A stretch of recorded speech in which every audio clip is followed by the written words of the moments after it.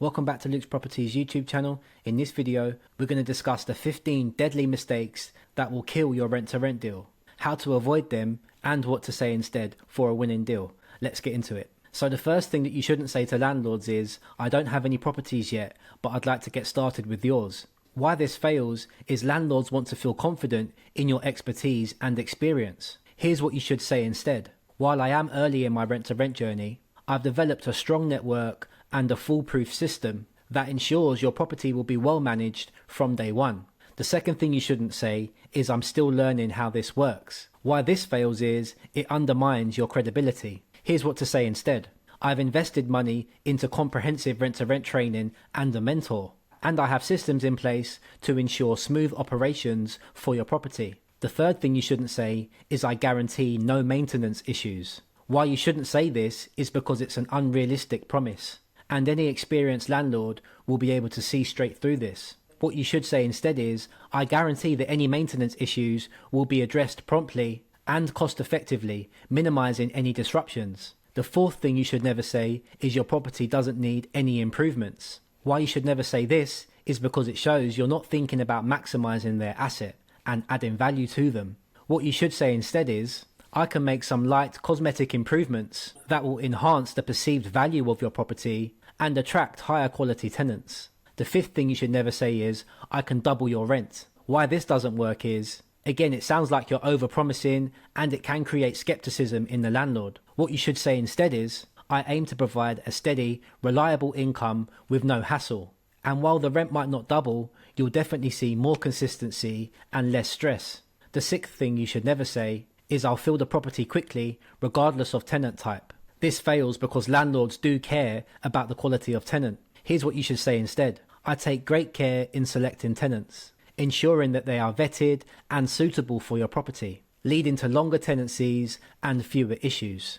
The seventh thing you should never say, and this kind of goes without saying, but you'd be surprised. Subletting is technically illegal, but it's fine. Why this fails is, you guessed it, it raises a red flag and concerns. What you should say instead is, rent-to-rent is a legal and well-recognised model now. As long as we have a clear agreement, I can handle all of the paperwork that will ensure full compliance. The eighth thing you should never say is, you'll never hear from me again once we sign. Now this one sounds quite obvious, but again, you'd be surprised. Why this fails is, landlords like to be reassured, and they like to build a relationship with the rent-to-rent operator. Most of my best landlords have almost become friends now. I have them on WhatsApp, they know they can contact me at any moment. And I feel like that's where a large part of the value in the service lies, in that personal relationship. That's what separates you from the average high street letting agent. So what you should say instead is, you'll receive regular updates from me so that you're always in the loop, without being bogged down by the day-to-day management. The ninth thing you should never say is, we don't need a contract, let's just trust each other. Saying this is a huge no-no. You should never say this because a lack of a formal agreement again creates uncertainty. What you should say is, let's put everything in writing so it's clear